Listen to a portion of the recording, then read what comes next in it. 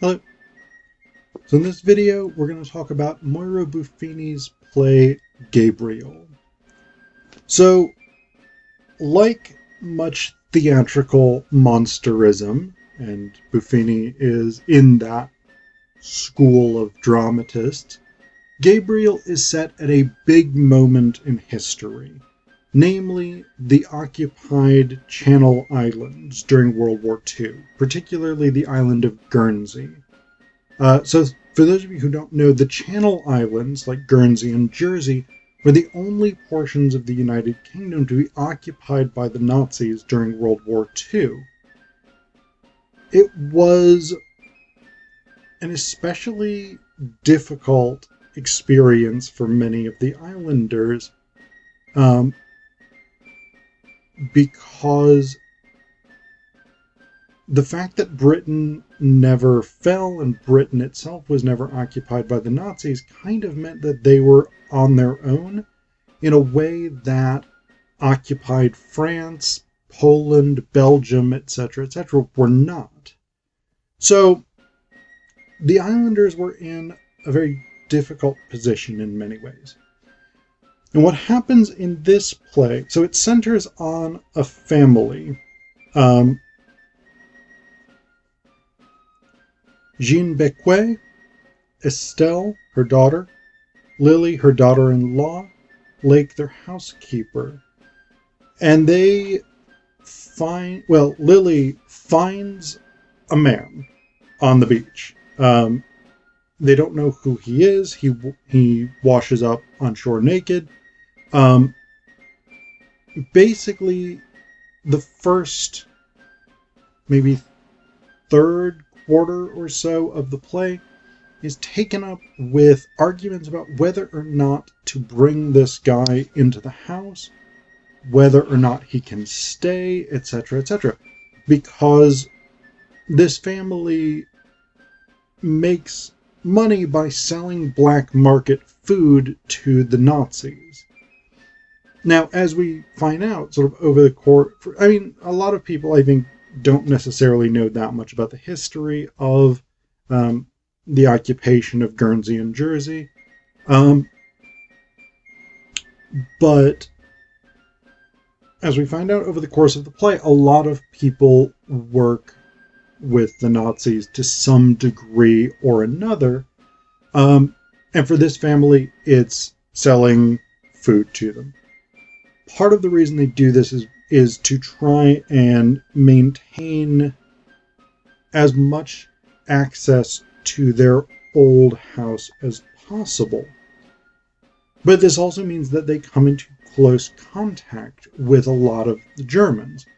And there's a new sort of head of the German contingent, von Funz.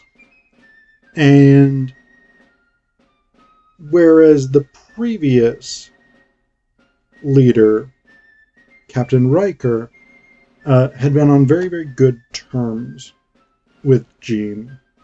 They had had an affair. She had a lot of privileges because of that, etc. Von Funz is a bit of a different bird. He is very sort of philosophical. He's a poet, as we come to find out later in the play. But he's a game player in many ways, but we never really get a clear sense of what game he's playing or why. But there's this interesting bit. And again, monsterism is partially about big ideas, it's partially about big moments in history. So one of the big questions in this play is about the ethics of collaboration and the ethics of resistance. Because Jean is very interested in collaborating, not collaborating in the sense of like selling out Jews in the way that a lot of people did, especially in Eastern European countries occupied by the Nazis.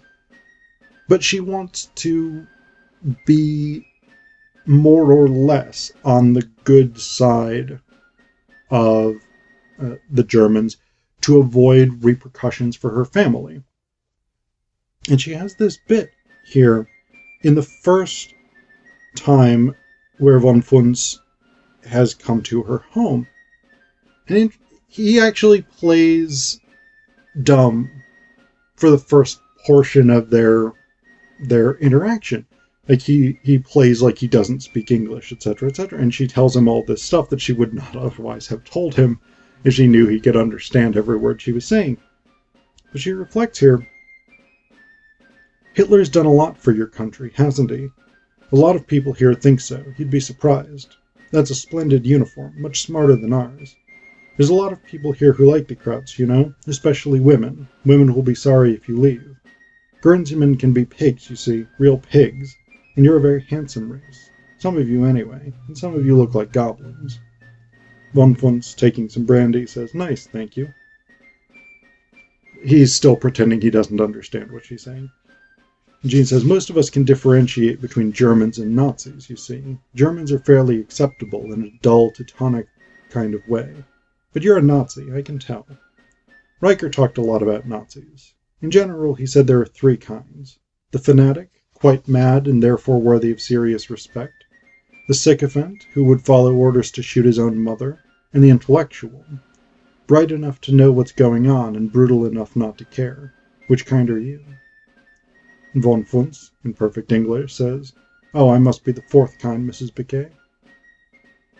Jean takes a sip of her drink and says, I see. And what kind is that? And Von Funs says, he sits on a pale horse and his name is Death, so to speak. So, again, there's this weird playfulness about von Funs for a lot of his interactions with Jean, especially since she continually tries to treat him in a very straightforward way. And he tells her that he admires her honesty, and yet he never seems to embrace it. So she very often tries to make very straightforward deals, like offering sexual favors in exchange for the safety of her family, etc., etc. And von Funs always seems to want something else, but he's never able to articulate it, or he never makes even a good attempt to articulate it. So that's an interesting thing. And actually, at one point, he acknowledges that he can't articulate what he wants from her. And he says this thing that I just find this a really fascinating passage. He says, sometimes our desires are so deep that we're not even sure of them ourselves. How can we ever be sure of what we really want? In speaking even our deepest desire aloud, it may become suddenly foolish, absurd on our lips, and no longer our desire. And as somebody who's very interested in psychoanalysis and both Freudian and Lacanian psychoanalytic theory, I think that's a brilliant passage. This idea that desire is always misrecognized in some way. Desire is always for something other than what we conceptualize desire as being for. I think that's really, really fascinating. And again, it's one of the things I love about theatrical monsterism, that these sort of big ideas get worked into plays, often in very subtle ways, in ways that they aren't, like, this is not the central theme, I would say, of this play necessarily, but it's a big philosophical idea that gets incorporated in, and ends up taking up some real estate. So back to Gabriel, because this is what they named the guy who's washed up on the shore. The Biquets take him in. They hide him. Jean is not a fan of this plan because she's convinced it's going to bring trouble to her family. But Lily and Estelle, her very young daughter, insist on this.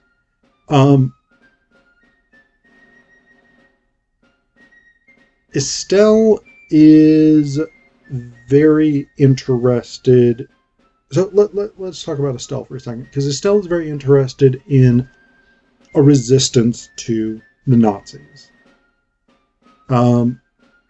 She actually starts the play by making a square of power, which is something she sort of invents. She creates her own ritual for it. And basically the goal is to create power so that she can destroy the Nazis occupying Guernsey. She becomes convinced that Gabriel was sent basically as an angel.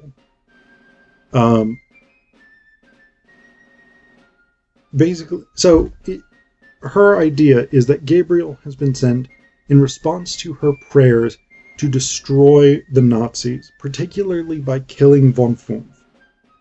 And at one point she says to him, "I love you, Gabriel. I love you, and I want you to know that I've already started to help."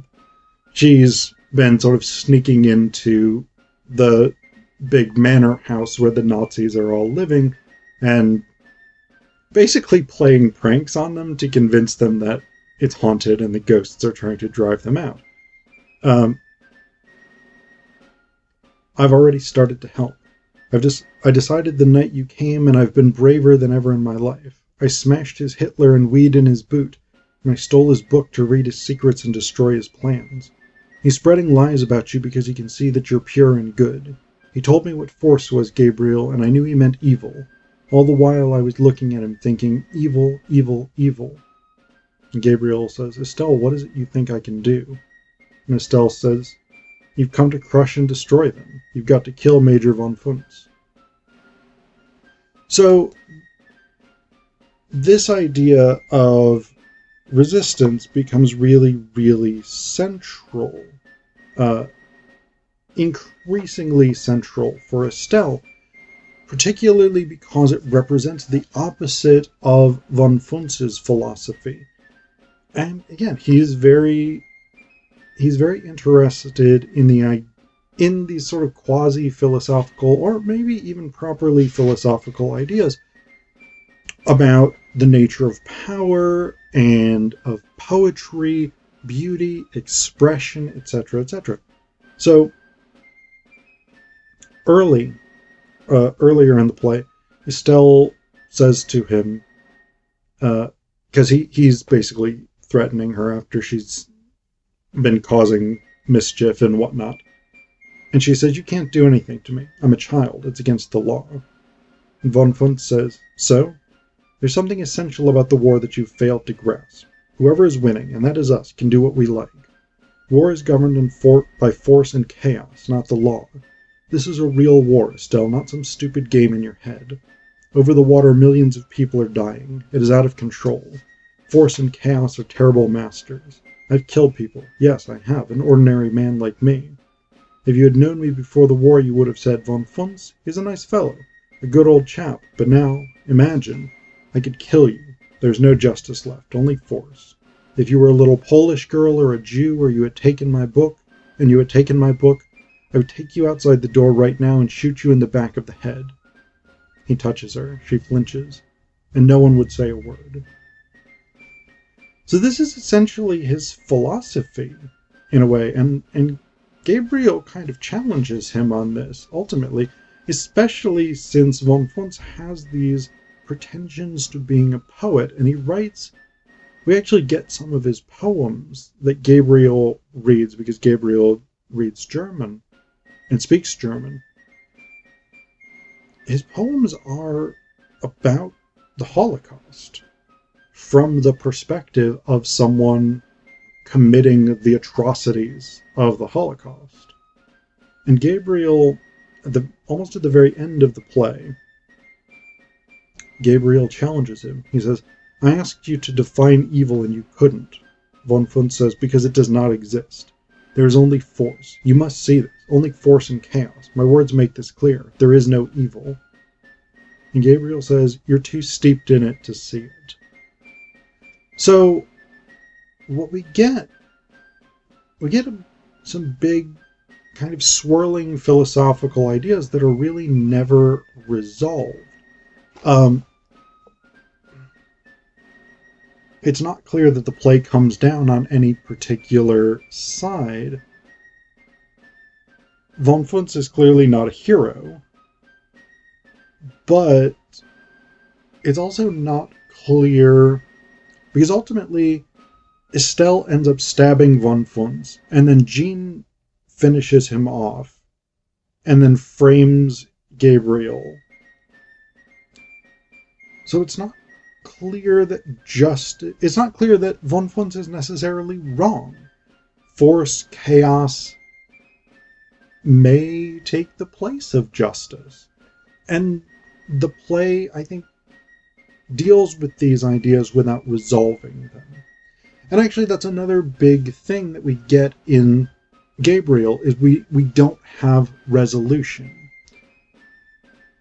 We don't have resolution about one of the central questions of the play, which is, who is this guy who's washed up on the beach? Initially, they're thinking he might have been a downed British pilot, since a British plane crashed into the ocean the morning that he had washed up. Then von Funtz suggests that he might be an SS officer who had been washed overboard from a ship. And then Lake, the housekeeper, toward the end of the play, says that she's learned that he's actually John Gilbert, who has a family on the other side of the island. He'd worked in a bank as a translator for the Germans, and he's developed a brain tumor, which would explain why Gabriel continually has pains in his head, or periodically, rather, has pains in his head. And he just sort of ran off. So while the theory that Gabriel is John Gilbert seems the most immediately credible, it's never confirmed. Like, they suggest, well, we could just take you to the other side of the island where John Gilbert's wife is, and she could say, yeah, that's my husband, or no, that's not my husband. They never actually do that. So even the identity of this figure whose mystery pervades the play is never answered. We never get fulfillment of that question.